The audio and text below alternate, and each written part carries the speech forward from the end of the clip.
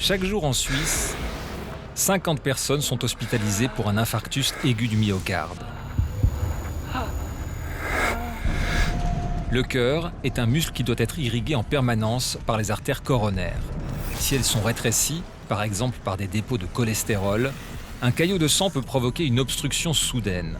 La zone du muscle correspondante ne reçoit plus d'oxygène et commence à se nécroser. Tout va bien pour vous? Très bien. Il faut déboucher l'artère au plus vite. On introduit un cathéter et on pose un stent, un petit ressort métallique qui va maintenir l'artère ouverte.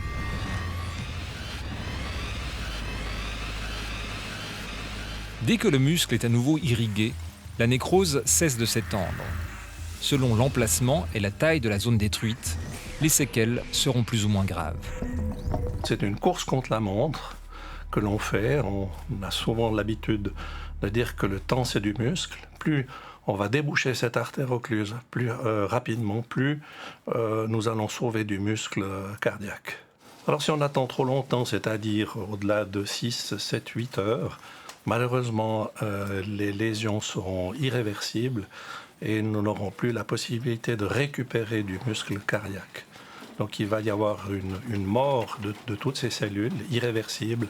Et à ce moment-là, ceci va avoir un impact sur la fonction du muscle cardiaque et sur la survie à long terme de ces patients.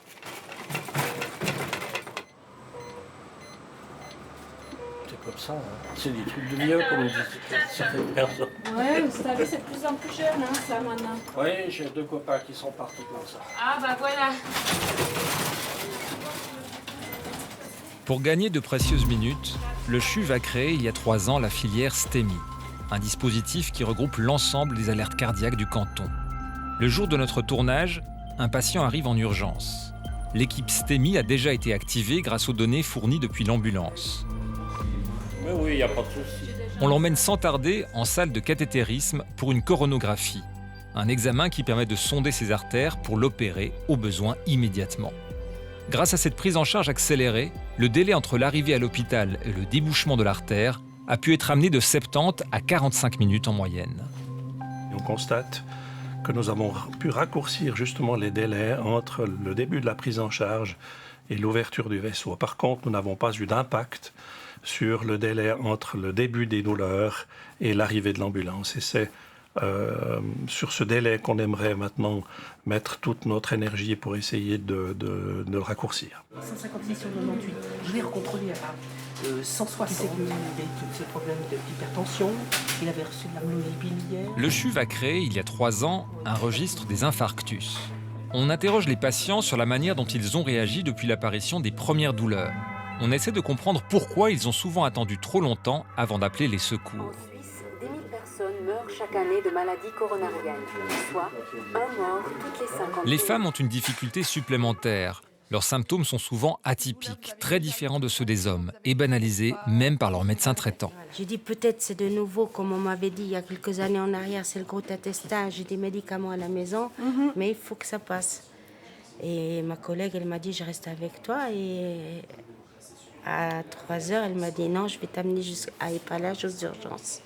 D'accord. Parce que là, je sentais déjà plus mes bras et j'avais transpiré, j'étais toute mouillée. Et puis, est-ce que vous fumez? Ah oui. D'accord. Oui. On se rend compte qu'il y a une méconnaissance du symptôme de l'infarctus. On a effectivement certaines notions un petit peu théoriques en tête, mais on oublie parfois que le symptôme n'est pas forcément comme celui qu'on nous a décrit à la télévision ou dans les livres. Et il y a à peu près 30%, un tiers des patients qui ont des présentations qui sont dites atypiques. Et il est parfois difficile pour les patients d'identifier l'origine cardiaque et de l'associer à des douleurs dorsales, des douleurs dans le ventre ou des douleurs dans les omoplates ou dans le cou. Ne pas comprendre ce qui arrive et réagir trop tard. C'est ce qu'a vécu José Manuel González, 10 jours tout juste avant cette interview.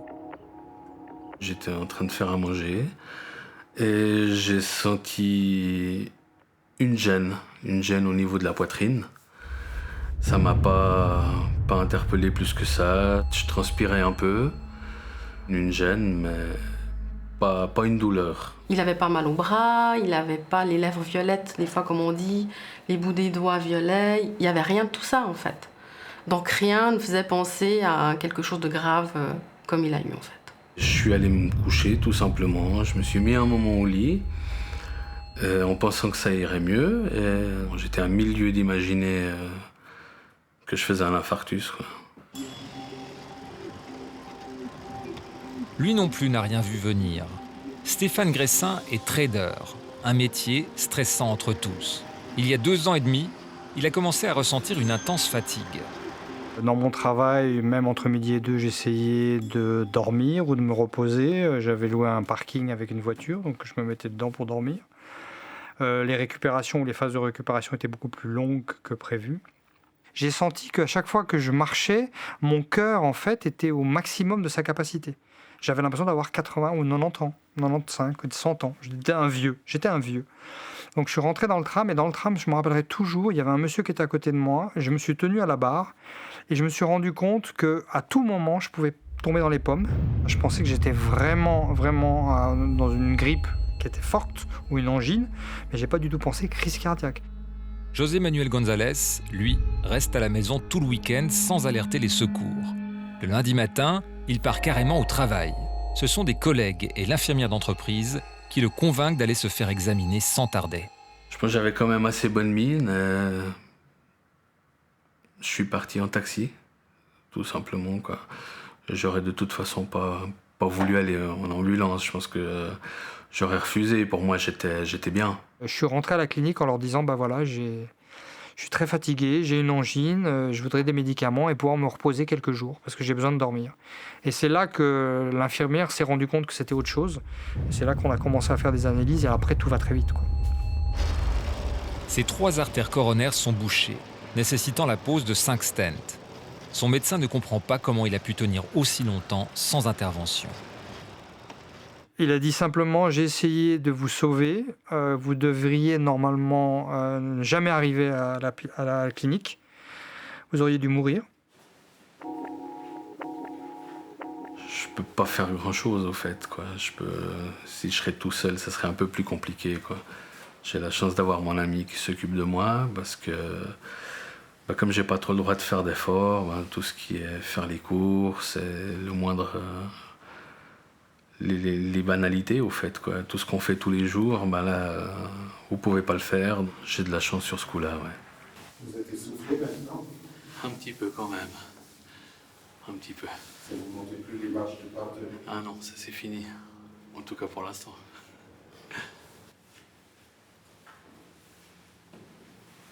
À cette période, José Manuel González était au repos absolu, dans l'attente de la pose d'un 2e stent.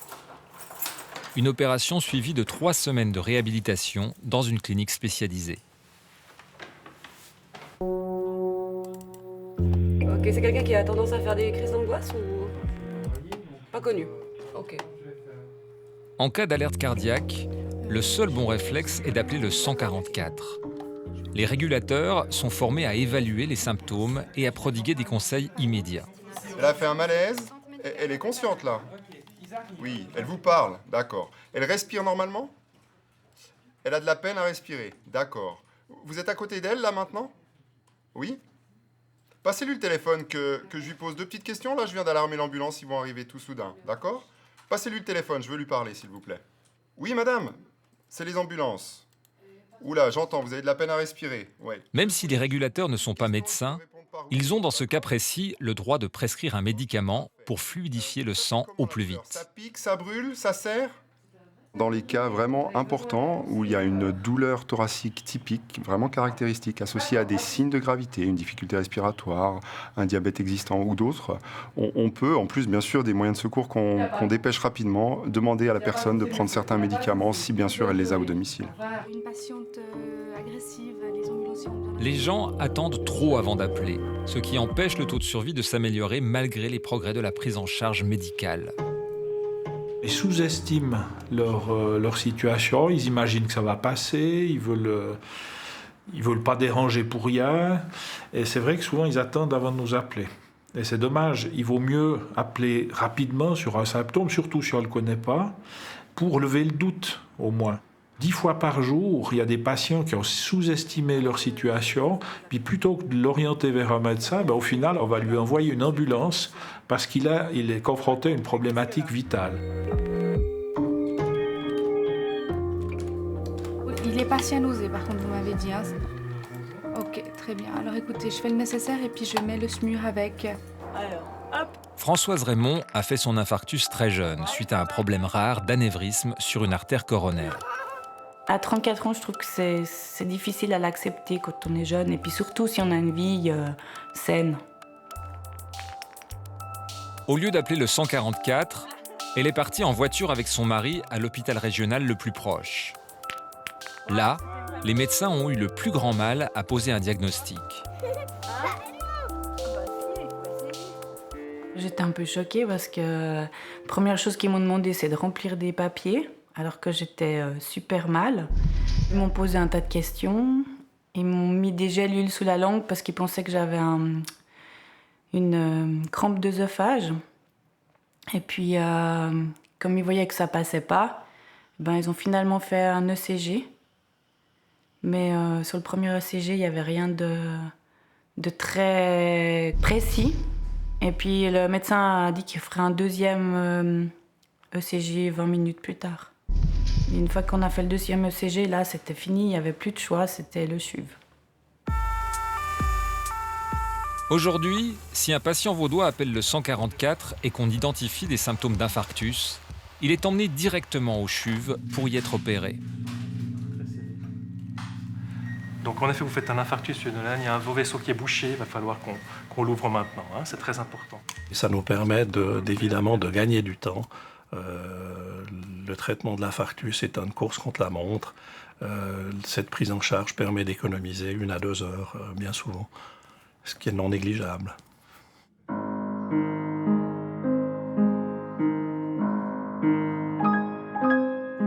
Comme je dis, j'ai quand même pris une claque, quoi. Je pense quand même que je suis essoufflée aussi par rapport à ça, puisque j'ai une partie du cœur qui est nécrosée.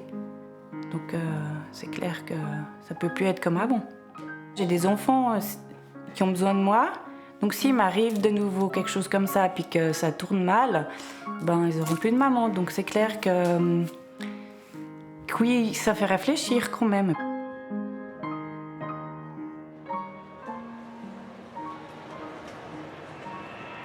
Les femmes sont autant victimes d'infarctus que les hommes, mais comme on a longtemps surestimé le rôle protecteur de leurs hormones et qu'en plus les études cliniques ne portaient que sur les hommes, on passe encore très souvent à côté du diagnostic. Il faut dire que les symptômes peuvent être très atypiques chez elles. Sur le site de 36.9, vous trouverez un bonus vidéo avec des témoignages étonnants de femmes qui n'ont pas compris qu'elles faisaient un infarctus et les explications très utiles d'une cardiologue. Dans 7 à 10% des cas, un infarctus peut déboucher sur un arrêt cardiaque. L'arrêt cardiaque, qu'il soit dû à cet infarctus ou bien à une électrocution, une intoxication, une insuffisance respiratoire aiguë ou à autre chose, c'est une urgence absolue. Il faut réagir dans les secondes qui suivent. Le 144 a une procédure de guidage par téléphone. La personne qui appelle va commencer elle-même le massage cardiaque en attendant l'arrivée des secours. Et les résultats sont là, même avec ceux qui n'ont plus qu'un vague souvenir de leur cours de samaritain. Car il s'agit de gestes très simples. Il suffit d'oser le faire et c'est le seul moyen de sauver la vie de la victime ou de lui éviter des lésions irréversibles. D'accord, vous êtes en position, monsieur? Alors on y va. 1, 2, 3, 4, 5, 6, 7, 8, 9, 10. C'est très important de continuer la réanimation, hein. Tant que mes collègues vous ont pas remplacé, vous continuez. Vous deviez être très directif. Oui, c'est souvent le cas parce que les gens, ça se comprend, hein, c'est un peu la panique sur place, ils sont un petit peu perdus. Même des gens qui sont très calmes en temps normal peuvent perdre leurs moyens et il faut être directif, ferme pour pouvoir être efficace et puis faire appliquer les gestes qu'il faut. C'est autour de cette table que tout s'est passé très vite en décembre dernier. Jean-Pierre Clémençon, 76 ans, s'effondre soudain sans connaissance. Le voisin accourt à la rescousse de son épouse affolée. Le rappel au 144 a été enregistré. On nous a exceptionnellement autorisé à le diffuser. Vous faites un massage cardiaque. À ce rythme-là, 1, 2, 3, 4, 5, 6. Avec les coudes bien tendus, monsieur. Et vous enfoncez d'environ 5 cm et vous relâchez. 1, 2, 4, 5, 7, 8, 9, 10. Quand vous entendez ça, Monsieur Bonenblust, par rapport à vos souvenirs? Ça correspond assez bien à mes souvenirs, mais c'est un peu un choc d'y être plongé. J'ai vu mon voisin affalé sur sa chaise à table, et il avait effectivement, il était gris, tout gris, une vision assez impressionnante. J'ai vraiment cru que c'était la fin. Je dois dire aussi que j'étais tétanisée. Alors, d'aucun secours, vraiment pas. Parce que si on imagine perdre sa moitié, quoi, qu'est-ce qu'on est? Rien. Pour Bastien, alors âgé de 3 mois, l'alerte est venue du détecteur de mouvement installé sous son matelas. Une sonnerie signale à sa mère qu'il a entièrement cessé de bouger.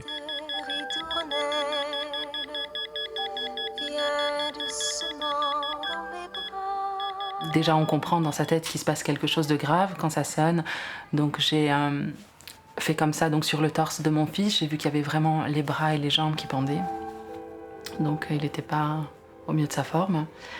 J'ai essayé de le stimuler en fait. Donc j'ai vraiment frotté son torse, son dos. Je l'ai appelé fort. J'ai tout de suite compris que c'était très grave et puis qu'il respirait plus de toute façon. Ça a sonné et je pense qu'il a dû faire un malaise, je sais pas. Normalement, je sais ce qu'il faut faire, mais là, comme c'est mon fils, je vais pas y arriver. Madame, vous tournez sa tête vers vous, vous rapprochez sa tête vers vous. Oui. Il me disait de faire du bouche à bouche à mon fils. Et puis j'avais peur. Et je pense que il n'entendait pas les bruits qu'il devait entendre. Donc c'est vrai que je dis pas qu'il me secouait un petit peu, mais il essayait de sauver mon fils quelque part. Pierre-Alain Bonenblust, lui, a dû continuer le massage cardiaque sur son voisin pendant près de 10 minutes. Voilà, et vous recommencez, monsieur. Ça va pour vous? Oui, ça va, il respire. Il respire? Oui, il a ouvert la bouche. Ah, il réagit un peu. Jean-Pierre, tu m'entends? Il y a eu quelques râles, il a ouvert la bouche, et puis ensuite il a vraiment changé de couleur. Alors là, là c'était comme si je revivais moi-même. Pour Aurélie Jordi, les quelques minutes de réanimation de son bébé ont duré une éternité. C'est à une ou 2 fois maintenant, qu'est-ce qui se passe?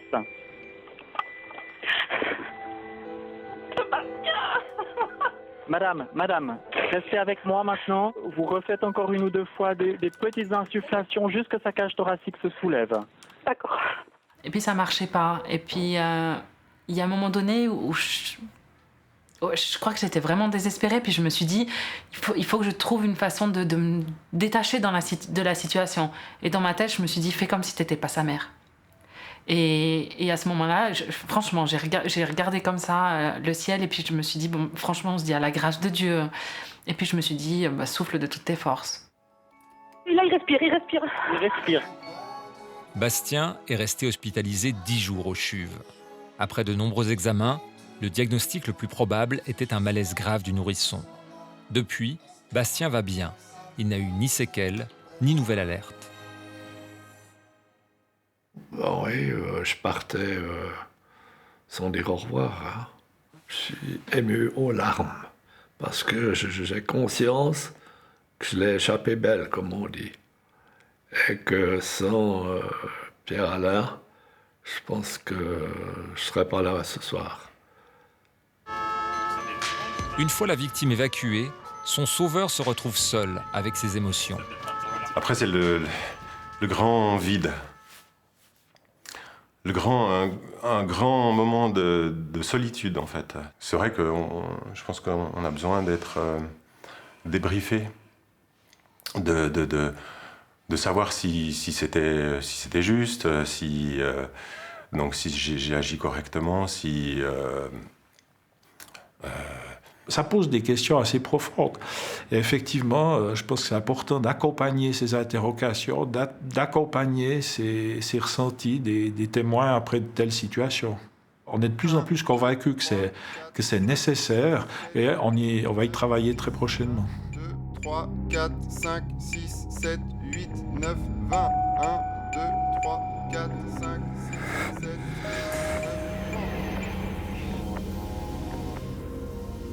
En Suisse, il y a un canton qui est particulièrement en avance et qui affiche des taux de survie bien au-dessus de la moyenne, c'est celui du Tessin. C'est une véritable culture de l'urgence cardiaque qui a été développée grâce à un réseau de citoyens bien formés. Un exemple à suivre.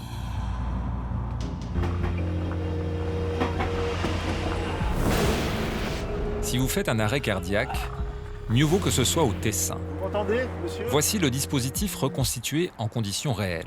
Un passant découvre la victime à terre et appelle le 144. 1, 2, 3, 4. Un peu plus vite, s'il vous plaît. Tout en guidant le début du massage cardiaque par téléphone, la régulatrice lance l'alerte sur un réseau de plus de 4000 volontaires répartis sur l'ensemble du canton.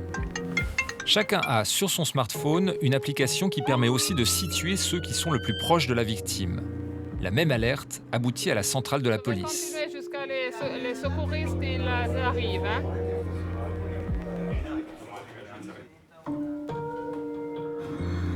On appelle ces volontaires des first responders. Ce sont des bénévoles formés à la réanimation. Arrivés sur place, ils prennent le relais en attendant l'ambulance. Dans 9 alertes sur 10, des first responders répondent assez vite pour intervenir avant les secours. Ce taux de réponse est lié au fait que seules les personnes qui veulent vraiment participer font partie du réseau. Ce n'est pas une obligation. Ils croient à un réseau de ce genre. C'est ce qui explique ce très beau taux de réponse. Quasiment tous les policiers du canton se sont aussi portés volontaires. Si une patrouille disponible se trouve à proximité, elle vient aussitôt prêter main forte. Elle amène le défibrillateur qui équipe son véhicule. Disons qu'il y a eu un changement culturel ces dernières années. Aussi bien la police cantonale que l'ensemble de la société tessinoise ont été beaucoup sensibilisés à la problématique de l'arrêt cardiaque.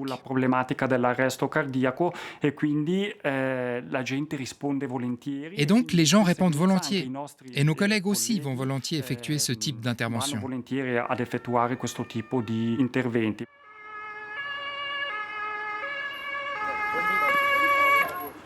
Ce changement culturel est dû aux campagnes de sensibilisation menées ici régulièrement depuis 20 ans par les organismes de sauvetage. Les pompiers font eux aussi partie du réseau. Une situation parfois éprouvante dans les petites communes où tout le monde se connaît.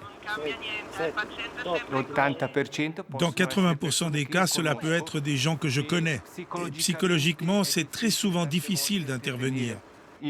Moi aussi, j'ai malheureusement vécu l'expérience de réanimer sans succès un collègue pompier qui est ensuite décédé, et aussi le papa d'un autre collègue.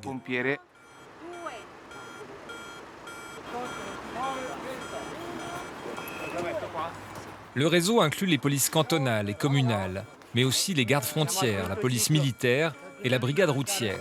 En tout, 2000 first responders en uniforme qui s'ajoutent aux 2000 bénévoles civils. Et tant mieux s'ils sont nombreux à arriver très vite sur place. Chaque paire de bras est utile et tous ont appris à collaborer sur un pied d'égalité.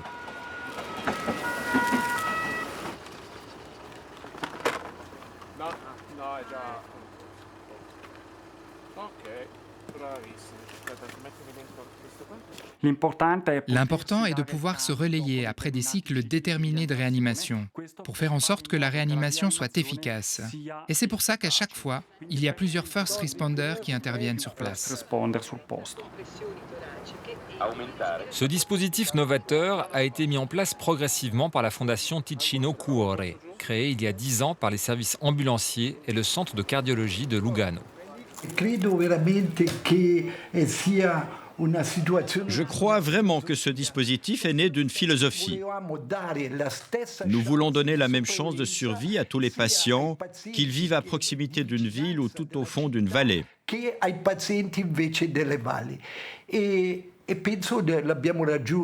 Et je pense que nous avons atteint ce but. Nous sommes fiers de dire qu'il y a 10 ans, le taux de survie était de 10 à 15%. Et l'an dernier, on est arrivé à 54% de survivants. C'est un résultat surprenant, même pour nous. Rimani calmo. Segui queste istruzioni. Autre élément fondamental du succès, la présence de défibrillateurs à proximité raisonnable. En 10 ans, le territoire cantonal s'est couvert d'un bon millier d'appareils, souvent en accès libre. Les communes forment aussi des volontaires à leur usage.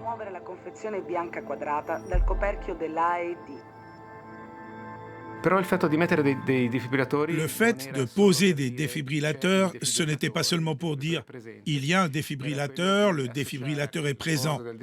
Il fallait y associer la formation des personnes qui vivent autour de ce défibrillateur. La Fondation achète elle-même les défibrillateurs, qu'elle loue ensuite à prix raisonnable aux entreprises et aux communes. Une fois amortis, ils rapportent de quoi aider à financer d'autres activités, comme la formation.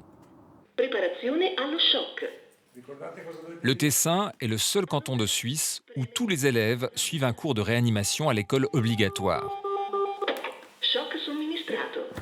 Iniziare RCP. Preparazione allo shock.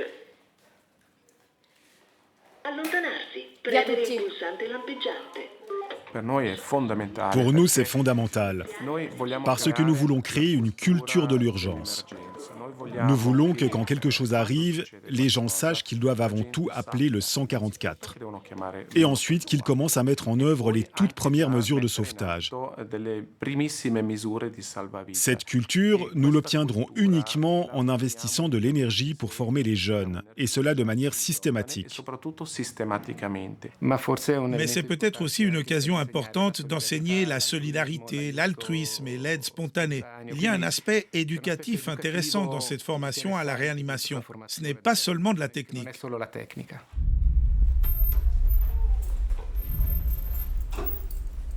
Retour de mission pour Roman Burkhardt.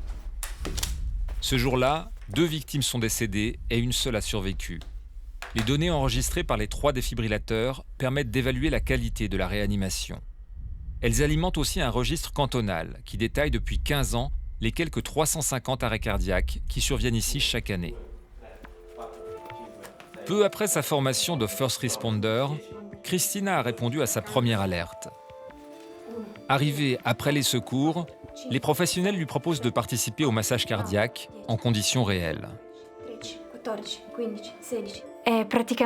C'est pratiquement la même chose, dans le sens qu'il y a beaucoup plus d'émotions, ça c'est vrai. Ça a beaucoup d'impact de le faire sur une personne réelle. Mais mécaniquement, le massage cardiaque se fait comme sur un mannequin. Après 40 minutes de réanimation, il n'y avait aucun signe de vie. Après tout ce temps, on a compris que le cœur ne repartirait pas.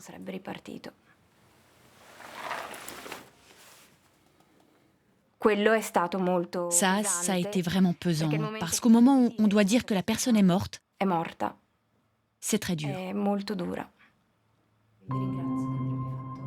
Après chaque intervention, toute l'équipe participe systématiquement à un débriefing, professionnels et bénévoles réunis.